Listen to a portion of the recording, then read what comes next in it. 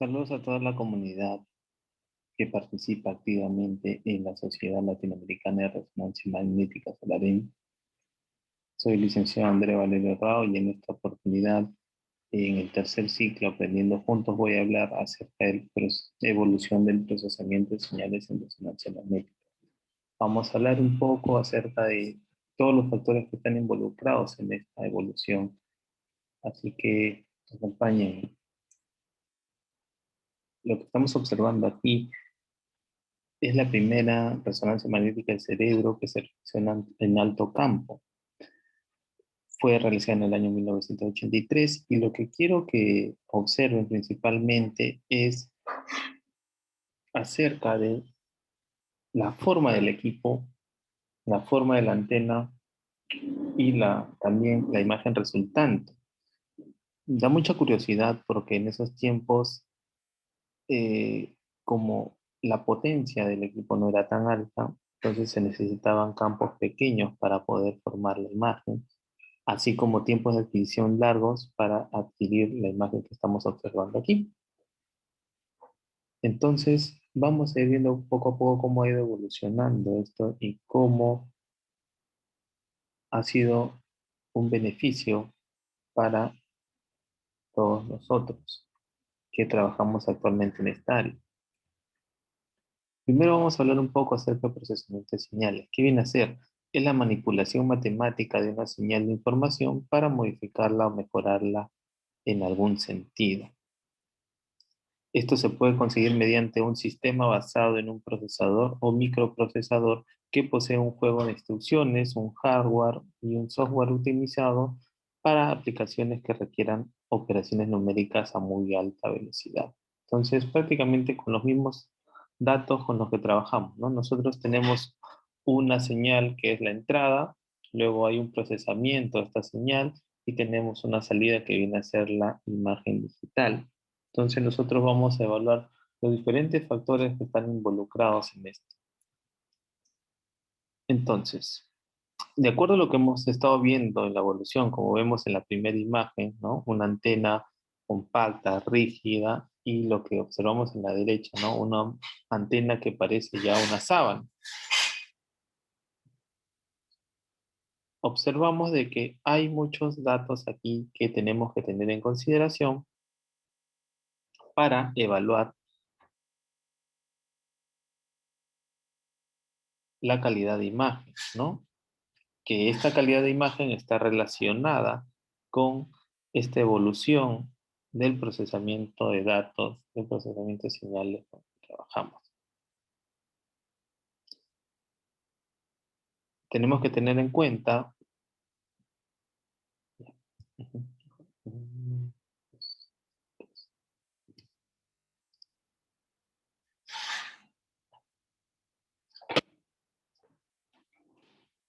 ¿Puedes hacerme menos bulla, por favor? ¿Puedes hacerme menos bulla?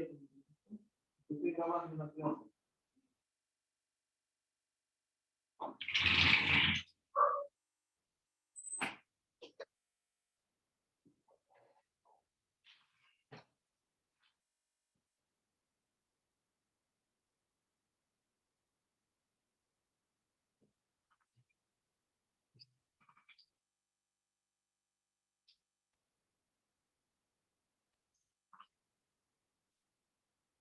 Muy bien. Entonces, nosotros aquí en esta imagen estamos observando cómo era antes y cómo es ahora las antenas principalmente, ¿no? Una comparación directa y evidente, ¿no? Cómo eran antes de compactas, pesadas, incómodas y cómo son ahora ligeras, incluso parece una sábana. Pero todo esto va de la mano con lo que se quiere. ¿Qué es lo que quiere la resonancia del futuro? ¿Hacia dónde nos dirigimos, no? Entonces, para poder ver esa evolución tenemos que tener ese conocimiento. Entonces, lo que se quiere usualmente es una alta resolución en las imágenes, aumentar la productividad. Entonces, ¿cómo aumentamos la productividad? Disminuyendo los tiempos de adquisición, ¿no? Acelerando los procesos. Acelerar sin perder la calidad de imagen. Entonces, ¿cómo procesar rápidamente esta señal sin alterar su calidad? mejor comodidad y ajuste en la anatomía del paciente, como observamos en estas dos imágenes, ¿cierto? Reducción de necesidad de comprar antenas anatómicas específicas, que es un punto muy interesante debido a que poco a poco las antenas flexibles están ganando bastante espacio en esta área, que sean más amigables para pacientes pediátricos. Este es un dato muy importante también debido a que hay una alta población de pacientes pediátricos que tienen que adecuarse a las antenas y a los equipos con los que trabajamos. Y la tecnología inalámbrica que poco a poco está comenzando a entrar en los mercados, ¿no? Entonces se evita los cables y todo es conexión vía Wi-Fi. Entonces nosotros para evaluar toda esta evolución tenemos que tener en consideración las características del equipo asociadas a la calidad de imagen. ¿Por qué? Porque como les había indicado, nosotros nos dirigimos hacia una óptima calidad de imagen. Por lo tanto, hay diferentes factores, como vemos aquí, que están involucrados. Entonces, si nosotros queremos procesar una señal, está bien, sí, se va a poder hacer, pero para ello necesitamos una buena intensidad de señal, necesitamos obtener una buena homogenización del campo, que es a partir de la geometría, eh, tener en consideración qué bobinas de radiofrecuencia estamos utilizando, las antenas, las conversiones análogas digitales, si son convencionales o son las actuales que vienen a ser en fibra óptica, y el sistema de gradientes, cómo está funcionando, ¿no? La aceleración y la velocidad de cómo se activan estas gradientes. Como observamos aquí en estas imágenes, vemos que los campos tienen diferentes formas, siendo lo más común los campos cerrados, ¿cierto? En forma de túnel, pero también existen los campos abiertos que son un poco más antiguos, tienen una menor intensidad de campo, ya están ciertamente desfasados, y también tenemos equipos dedicados, ¿no? Equipos dedicados para extremidades que tienen los gantries más, perdón, la apertura de campo más pequeña, ¿ya? Que sirve pues también para aligerar un poco la carga en el servicio.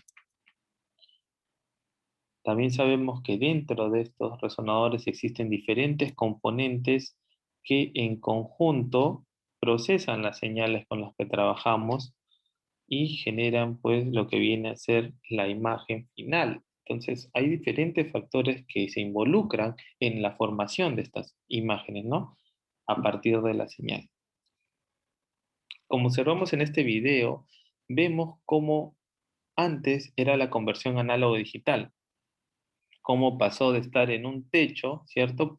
Y conectada por diferentes cables, ¿no? La señal tenía que viajar desde la antena hasta el techo. Entonces, la señal de lo que llegaba en un 100% de inicio, al final, al subir al techo, llegaba con un 30, 40% de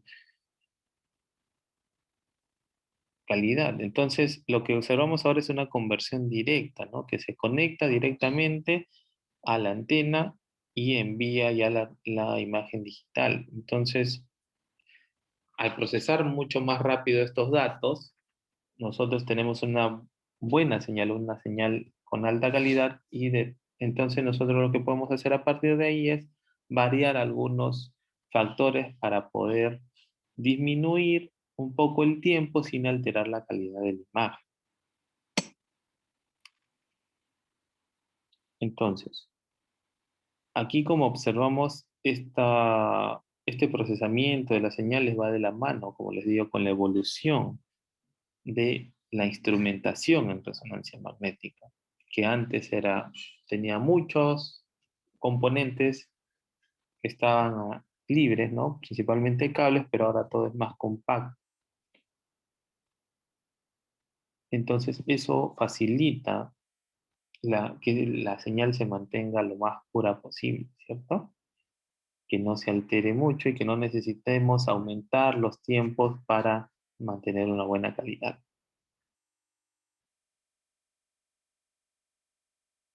Ahora las antenas, claro, estas se llaman digitales porque la conversión prácticamente es directa, ¿no? Entonces, eso es parte de la evolución también.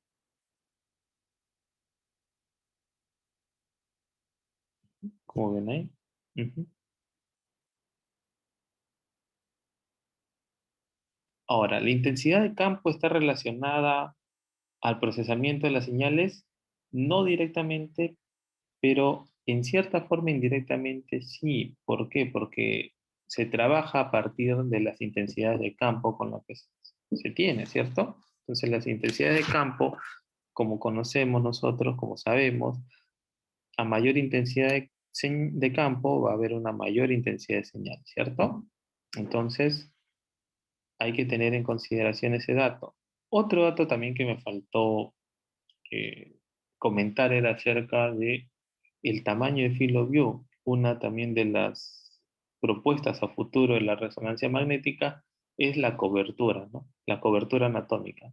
Se trata de llegar a una cobertura anatómica cada vez mayor, de tal forma de que en poco tiempo se pueda adquirir imágenes en diferentes partes de repente del cuerpo o estructuras largas sin necesidad pues de aumentar el tiempo de exploración. Entonces, esta intensidad de campo también con la que se trabaja sigue evolucionando. Como vemos aquí en esta imagen,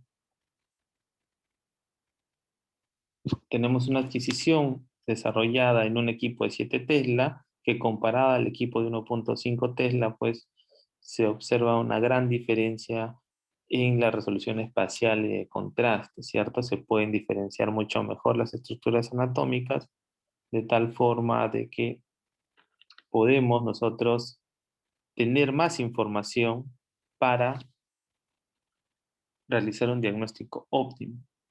Ahora, estos equipos de 7 Tesla están principalmente desarrollados por el momento para realizar prácticas experimentales, pero poco a poco se va a ir acoplando al sector ya de salud, ¿no? Porque eso es el fin hacia donde quiere ir pues esta tecnología, ¿no?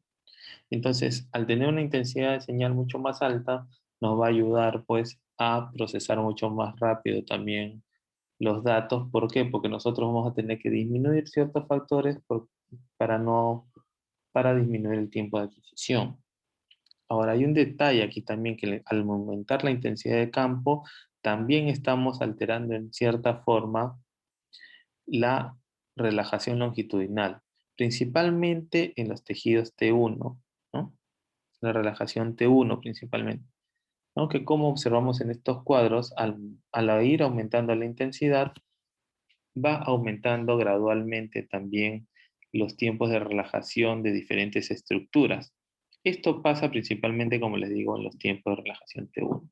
En los tiempos de relajación T2 no suele haber una variación, pero hay ya pruebas de que en los equipos de 7 Tesla ya comienza a haber una variación en los tiempos de relajación T2. Entonces también tenemos que tener en consideración la geometría del campo, porque como habíamos visto al inicio, la geometría del campo, la abertura del campo en este caso, era muy pequeña, muy angosta, y con el paso del tiempo hemos observado de que ha evolucionado también eso. Entonces, ¿qué pasa? Si nosotros observamos aquí, en la actualidad los equipos modernos tienen una apertura de 70 centímetros del túnel, ¿no? Que genera más comodidad al paciente, menos sensación de claustrofobia.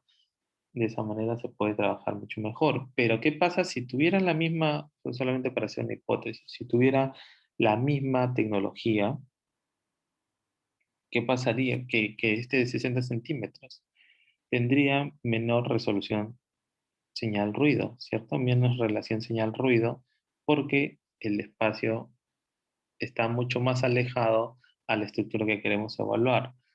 Pero en la actualidad todo esto está compensado con la potencia en las gradientes y las mejoras en el sistema de conversión análogo-digital. Uno de los ejemplos lo mostré al inicio de ese video, ¿cierto? Entonces, todo como vemos está en cierta forma relacionado a esta evolución en el procesamiento de la señal, ¿no? Por eso estoy mencionando también un poco de estos temas.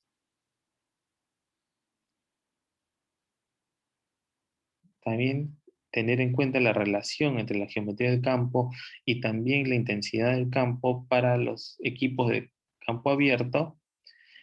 Como les había indicado, son de bajo campo, suelen ser de bajo campo, pero hay equipos ya que llegan a un Tesla, que es algo interesante, ¿no? Para este tipo de equipos, porque usualmente son campos muy bajos, pero al ser campos más abiertos y de un Tesla puede ayudar a pacientes que tienen problemas, pues, de ingresar al túnel que tiene el resonador.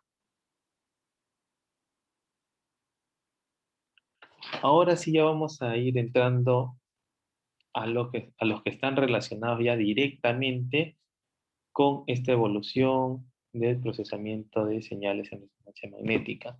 Uno de los principales son las antenas de radiofrecuencia, ¿no? Las bobinas de radiofrecuencia, que como observamos en este gráfico, antes eran análogas y pasaban por diferentes procesos, ¿no? Amplificación, filtros electrónicos y digitalización para proceder a la reconstrucción. Y ahí ya recién estábamos hablando de una señal digital, de una imagen digital. Pero en la actualidad, con el cambio, miren, simplemente con el cambio de estos cables de fibra óptica que son ahora, como tienen mayor resistencia y una mayor velocidad de transferencia de datos, se puede hacer una transferencia de una transformación digital directa, ¿no? Entonces, nosotros vemos aquí, miren, estos canales que vienen a ser, estas antenas tiene, por ejemplo, tiene dos canales, ¿no? Tiene dos entradas y vemos todo este proceso que tiene que pasar, ¿no? Cable coaxial, tiene que pasar por una preamplificación, luego una amplificación y para luego ser transformada, convertida en algo digital. Entonces, a mayor número de canales, como vemos aquí, el número de procesos va a ir aumentando. Entonces, se necesita un equipo con esa capacidad de recepción, ¿no? Mientras que en la actualidad, con el cable de fibra óptica, el número de conexiones que pueden llegar no altera pues a la calidad de la imagen, ¿no? Entonces, la conversión es prácticamente directa. Entonces, al ser directa, ¿qué quiere decir esto? La señal entra con el punto A en la entrada, pasa por un proceso que es más corto y más rápido, por lo tanto no pierde esa calidad de la señal. Entonces la la señal digital, vamos a tener una señal con buena intensidad, por lo tanto vamos a poder bajar de repente algunos factores para disminuir el tiempo de adquisición sin alterar la calidad, ¿no? Entonces, como vemos, y como les había indicado al inicio, la instrumentación está muy involucrada en esto, ¿no? Hay que tener bastante consideración entonces con las antenas, con la tecnología con la que estamos trabajando, porque de acuerdo a la tecnología con la que estamos trabajando, nosotros vamos a saber las limitaciones y los alcances de nuestro equipo, ¿no? Entonces, al cambiar simplemente esos datos, nosotros podemos observar que si esta imagen la adquirimos con los mismos parámetros, y en el mismo tiempo, en la versión digital, se podría decir que la imagen tiene una mejor calidad, ¿no? Por lo tanto, no necesita tanto tiempo como necesitaría esta imagen para poder obtener una señal de calidad. Otro detalle importante vienen a ser las formas de las bobinas. Entonces, como vemos, las bobinas tienen un papel muy importante aquí, ¿ya? ¿Y por qué les digo? Porque prácticamente parte de la evolución, como les digo, en la resonancia magnética está también dado por las antenas. ¿Por qué? Porque usualmente o antes habían muchas antenas dedicadas, que sí, son buenas, pero el detalle está en que tienes que conseguir la región anatómica ideal para que puedas obtener buenas imágenes, ¿no? Por ejemplo, si el paciente es un bebito o es un niño, no vas a tener mucho espacio de aire, por lo tanto eh, la calidad se podría ver un poco afectada. Además, también si tienes un paciente que tiene más de 100 kilos, tiene las rodillas muy grandes, no va a entrar en una antena dedicada, mientras que la flexible sí se adecua a las estructuras. ¿Y por qué coloqué esto aquí? Porque la antena sigue evolucionando y para que sea flexible, ¿qué se necesita? Se necesita que las estructuras internas de la antena también lo sean, también se acoplen a la variación eh, a la variación de la forma con la que estamos trabajando. Entonces, parte también de la evolución va de la mano con esto. ¿Y cómo lo comprobamos aquí? Por ejemplo, con las tecnologías Air en General Electric, comparamos con una convencional, miren, una antena convencional de abdomen, ¿no? La famosa body. Si nosotros la abrimos, vemos diferentes composiciones electrónicas. Pero si nosotros comparamos con la nueva tecnología que solamente tiene un chip, podemos comprobar pues que esta antena es muy flexible, sí, por los mismos componentes que tiene. Entonces, también la velocidad de transmisión de datos es mucho más rápida porque los procesos son más cortos.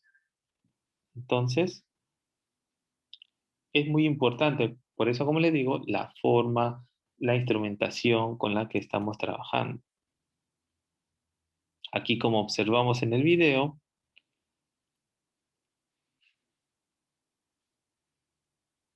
ujú, observamos aquí que la señorita está doblando la antena como si fuera una frazada, y es propio, pues, de los compuestos internos que les permiten, ¿no? En Siemens también tienen una antena parecida, llamado Contour, que también se puede colocar como una frazada. Entonces, esto al paciente le genera mayor comodidad. Otro dato también interesante es la cobertura. Como ven, estas antenas tienen una cobertura muy amplia. Entonces, eso va a brindar mucho beneficio al paciente. Otros agregados dentro de las antenas que también procesan señales, en este caso señales biomédicas, ¿no? Señales que son vitales de los pacientes, como la respiración, como la frecuencia cardíaca, que nosotros conocemos que tenemos que colocar. Por ejemplo, si queremos evaluar la frecuencia cardíaca, tenemos que colocar electrodos que sean compatibles con resonancia magnética. Si queremos evaluar la respiración, tenemos que colocarle una fajita, ¿cierto? Para nosotros controlar la respiración. Pero no, con estas nuevas antenas que las tiene Siemens, ¿no? Con la tecnología Biomatrix, solamente se tiene que colocar la antena y automáticamente va a ir sensando la misma. Entonces, como vemos, este procesamiento también de señales ya ha sido simplificado y solo se necesita una antena. Nada más, no se necesita más. Y es muy interesante porque cada vez mejora la comunicación, ¿no? ¿Por qué? Porque ya el flujo de trabajo también es mucho más rápido. Y bueno, aquí también les estoy mostrando la importancia de las antenas flexibles, ¿no? Por ejemplo, esto lo estamos realizando en la Clínica San Borja, aquí en Lima.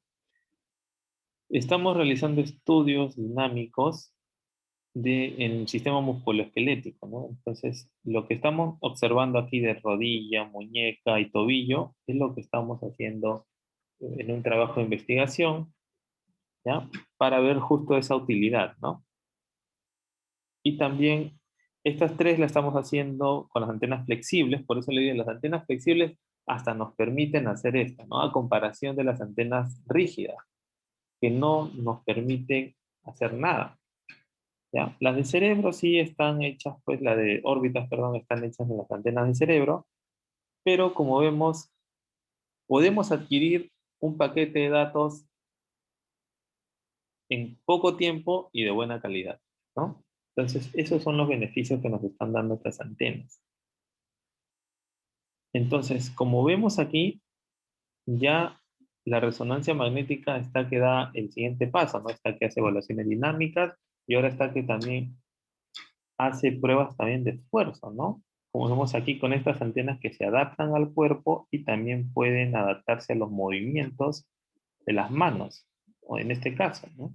Entonces podemos obtener imágenes justo en el momento de estrés, ¿no? En el momento de una flexión o de repente una extensión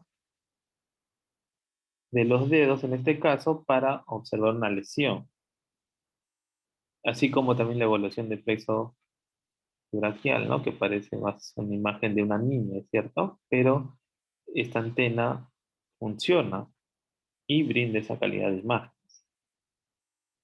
También estamos observando cómo se siguen simplificando las antenas y como el procesamiento de esta señal son mucho más rápidas, se ha simplificado hasta hacerlas pues pequeñas y en formas de láminas, ¿cierto? De tal forma de que simplemente se tiene que colocar en la superficie del cuerpo para poder obtener una buena señal, como observamos en esa columna cervical. También puede beneficiar a pacientes pediátricos que se puede colocar una, una malla de estas pequeñas antenas en una colchita, ¿no? Y de esa forma el paciente va a estar abrigadito y con su antena. Entonces, a eso estamos yendo, ¿no? Entonces, parte de esta evolución va también con el procesamiento de las señales. Entonces, esta evolución instrumental de las antenas simplifica los procesos con los que las señales son procesadas, ¿no? Suena redundante, pero es así, ¿no? Y entonces se pueden generar imágenes de alta calidad sin generar incomodidad a los pacientes. Otro detalle también que va de la mano con esto y que es muy importante son las adquisiciones paralelas, que como sabemos han ido evolucionando con el paso del tiempo, ¿cierto? Sense vendría a ser una de las primeras, las pioneras, ¿cierto? Que se realizaba esta edición con la imagen, mientras que ARC se desarrollaba o trabajaba directamente con el llenado del espacio acá, ¿no? Pero en la actualidad se está trabajando con la técnica Compressed Sense, que se llama en Philips, Compressed Sense en Siemens o HyperSense en General Electric. ¿Y de qué se trata más o menos esta técnica? Bueno, algo resumido, aquí lo que nosotros hacemos es como un ciclo, ¿no? Tenemos una parte inicial, esta parte inicial que observamos aquí es un llenado aleatorio del espacio K, semi aleatorio o aleatorio, en pocas palabras es eso. Se genera la imagen, como sabemos no es de buena calidad, ¿ya? Con ruido, como vemos aquí, está de fondo. Luego pasa por una transformada de Wavelet. Esta transformada de Wavelet lo que va a hacer es quitar ese ruido de fondo, como observamos aquí, y luego se va a formar esta imagen, ¿cierto?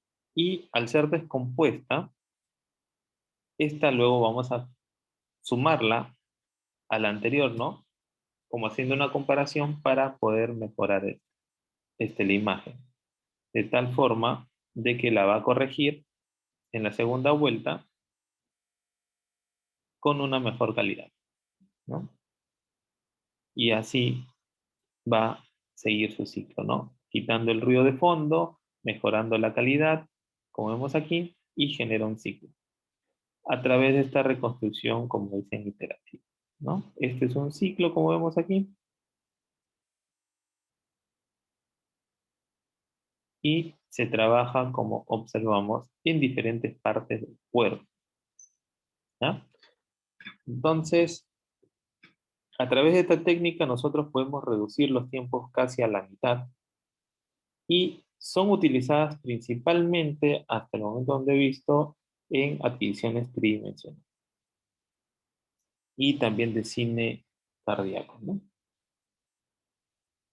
Aquí tenemos un ejemplo, por ejemplo, en lava observamos que en uno convencional nos demora cierto tiempo, ¿no? Para adquirir una fase, pero puedo hacer 3 fases en todo ese tiempo con el Hypersense, que se llama General Electric.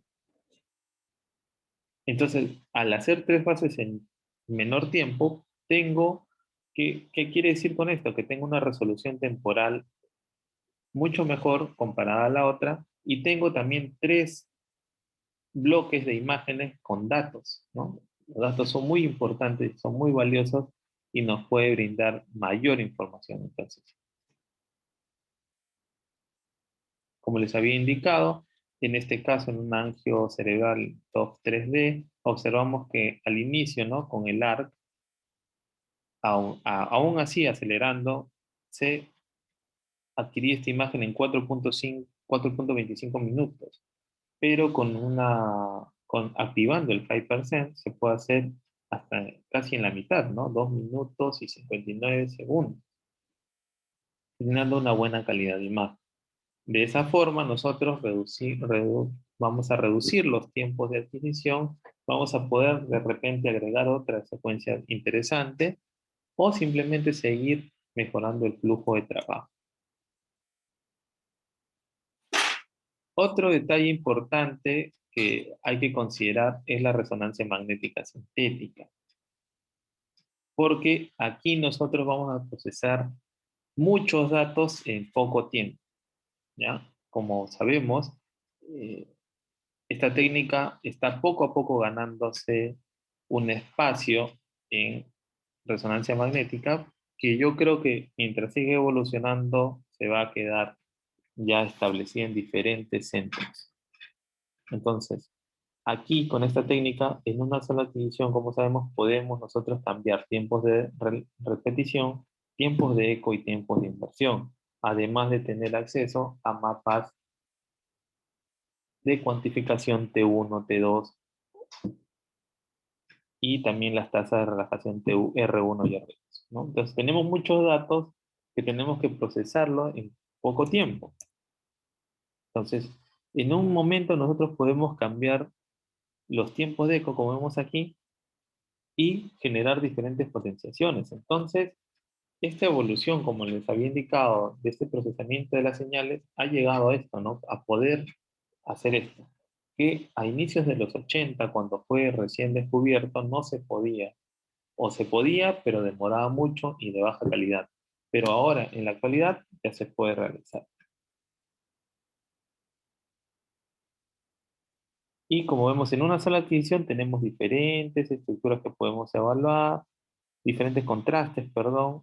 Incluso acá en esta pequeña fractura le podemos hacer asistir, pero hay un detalle importante también, que la misma casa eh, no nos recomienda mucho utilizar los tiempos, perdón, no nos recomienda mucho utilizar la secuencia de inversión-recuperación adquiridas por Maggi debido a algunos artefactos propios de ella, ¿no? Entonces, por ello, para el tema del FLIR, nos trata siempre de recomendar utilizar el FLIR convencional, ¿no? Eso hasta que poco a poco me imagino que van a ir solucionando ese problema. También se está hablando ahora mucho de esta técnica, ¿no? El corazón en 7 dimensiones. ¿Y por qué también lo estoy colocando? Porque acá también vamos a ver cómo este procesamiento de señales ha ido evolucionando. ¿Y de qué forma? Vamos a ver ahora. En BioWorks realizamos una evaluación compleja del corazón en corto tiempo respecto a la resonancia magnética convencional. El tiempo aproximado de exploración es de 8 minutos, puede llegar hasta 15, pero lo interesante aquí es que se realiza con respiración libre, algo que para hacer un estudio de corazón es un lujo, ¿cierto? Y realiza 7 dimensiones. ¿Cuáles son? 3 en el espacio, 1 en el tiempo y 3 en dirección de flujo. Entonces, lo que nosotros nos tomaba hacer de 1 hora, con todo lo que queremos, ¿no? Claro, con todo lo que se había indicado hace un momento, te demora aproximadamente entre 60 minutos a 1 hora y media. Además de tener en consideración la apnea, ¿cierto? Que en algunos pacientes se puede hacer muy bien porque colaboran, pero en otros no. Hay muchas secuencias con las que se trabaja, mientras que en el BioWorks el examen dura 10 minutos, el paciente tiene que estar solamente echado y se realiza un solo volumen. Pero son bastantes datos, ¿no? Entonces, ahí hay un detalle que tenemos que tener en consideración, ¿no? Tenemos viendo las regulaciones del flujo. Ese es el detalle. Que en comparación a la resonancia de corazón convencional, este estudio pesa por paciente aproximadamente unos 20 gigas. Y entonces ahí se genera el problema. Si yo quiero trabajar con 20 gigas por paciente, necesito un espacio físico muy grande de almacenamiento, ¿cierto? Pero como nosotros sabemos, los centros están limitados por el espacio.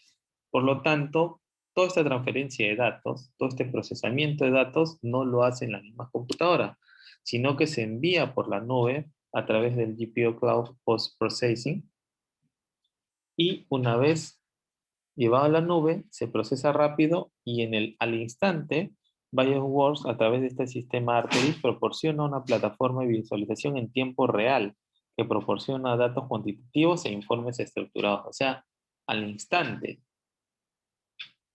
Entonces nosotros no necesitamos un espacio físico, simplemente se envía por la nube y automáticamente ya está enviando una respuesta. Entonces, son muchos datos que procesar, pero como vemos, existe la tecnología ya que puede trabajar con ello. Otro dato muy importante es que la inteligencia artificial está ingresando ya para quedarse en las diferentes áreas de radiología, y en resonancia está dando pasos agigantados. Entonces se está trabajando mucho en lo que viene a ser el flujo de trabajo, pero también se está trabajando mucho en la formación de las imágenes. Entonces, como vemos aquí, a través del Deep Learning, se puede hacer imágenes, resonancia magnética. El detalle está aquí en que es una imagen de aprendizaje, son imágenes que realizan aprendizaje profundo, por lo tanto, va a ir automodificándose con el tiempo, ¿no? Adaptándose a lo que más o menos nosotros vamos a ir indicándole. Y eso es algo muy interesante que brinda esta técnica, ¿no? En la parte de flujo de trabajo, principalmente, simplemente al paciente lo colocas en la camilla, le colocas la antena, selecciona la estructura y automáticamente hace los planos, ¿no? Ya no necesita que nosotros estemos haciendo los planos. Entonces, esto no es algo para tener miedo, sino es algo para que nos motive a nosotros a seguir evolucionando también de mano con la tecnología. Como observamos aquí, el aumento en la resolución espacial es muy bueno, la resolución de contraste también, porque existe pues aquí siempre un feedback, ¿no?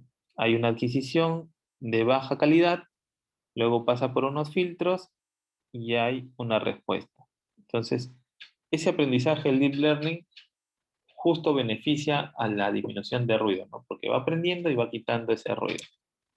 ¿Y cómo lo comprobamos? Aquí, por ejemplo, en Siemens se llama Deep Result Gain, ¿no? Observamos que en el mismo tiempo, como vemos aquí, aplicando la inteligencia artificial se disminuye el ruido generado en la imagen, ¿no? Que este ruido está de fondo siempre, ¿no? Nosotros adquirimos aquí, por ejemplo, una imagen de baja calidad, baja relación señal-ruido, encontramos el ruido externo, ¿cierto? Y luego se genera una imagen de alta resolución que hace un feedback igual para seguir mejorando esa calidad, ¿no? Seguimos observando el Real Result igual. La imagen de entrada es una imagen de baja resolución, luego se aplica las redes neuronales, ¿no? Y como ya hay un almacenamiento de imágenes, hay una base de datos, va corrigiendo los errores, va corrigiendo todos los errores y va mejorando la calidad de la imagen. Otro detalle importante que participa también la inteligencia artificial es las adquisiciones en respiración libre, principalmente para abdomen, ¿no? Entonces, las adquisiciones en respiración libre es un problema frecuente, pero que la inteligencia artificial está tratando de solucionarlo a través de las correcciones de movimiento retrospectivo, ¿no? Como vemos aquí, va monitorizando la respiración y a ir corrigiendo estos errores para luego encontrar pues una apropiada resolución temporal con la cual trabajar y adquirir las imágenes como vemos aquí, ¿no? Entonces, todas son realizadas con respiración libre. Entonces, a futuro esto va a ser muy prometedor porque ya vamos a evitar esa incomodidad al paciente que respire, que bote el aire, y etc. Otro detalle interesante también es que no solamente las marcas que venden equipos están desarrollando esta tecnología, también hay software libres en las redes para poder trabajar con estas imágenes. Una de ellas viene a ser la NVIDIA Clara Tool, que como vemos aquí en la imagen, lo que está haciendo es mostrándonos un ejemplo. Nos indica que si se inyecta el 100% del contraste, imaginémonos que es 10, ¿ya? Si se inyecta el 100% del contraste, vamos a obtener esta intensidad, ¿no? Brindada por el contraste. Pero si a ese 10, en vez de inyectarle 10, le inyectamos 1, que viene a ser el 10%, como no tienes una concentración ni un volumen adecuado, no vas a obtener un realce óptimo. Pero si lo hacemos con inteligencia artificial, a través de estas técnicas de deep learning, solamente con un poquito de contraste, o sea, con ese mismo 10% de contraste, vamos a poder obtener una imagen parecida a la convencional. Entonces, hacia eso vamos, ¿no? El procesamiento, como vemos aquí de señales, es ya muy avanzado, pero hacia eso estamos dirigiéndonos. Y por último, y no menos importante, viene a ser el uso de los filtros post-procesamiento, ¿no? Los filtros de paso alto para lo que viene a ser el realce de bordes o paso bajo para el suavizado. Lo principal aquí es tener la consideración de no exagerar a veces con los filtros, ¿no? Hay que tratar de obtener una imagen óptima, sí, pero sin generar mucho ruido ni tampoco mucho suavizado, porque igual se ve alterado el contraste. Y también las correcciones de intensidad a través de estos filtros, ¿no? Filtros de corrección de intensidad que nos ayudan a homogenizar toda la intensidad en la estructura que queremos evaluar. Entonces, en la primera imagen, como no tiene una corrección de intensidad, se observa que las zonas donde han estado, donde está, perdón, pegada, o sea, las zonas que están cerca a las antenas son las que tienen mayor intensidad, mientras las que están más alejadas, en este caso la próstata, no. Pero en la actualidad ya se puede corregir esto con estas correcciones de intensidad, ¿no? Que puede ser Pure para algo volumétrico o la CIC, ¿no? Que viene a ser para las superficiales, ¿no? La Surface Coil Intensity Correction. Y bueno, eso sería todo por mi parte. Muchas gracias por su atención. Espero sus comentarios y espero también vernos muy pronto. Un abrazo para todos. Muchas gracias.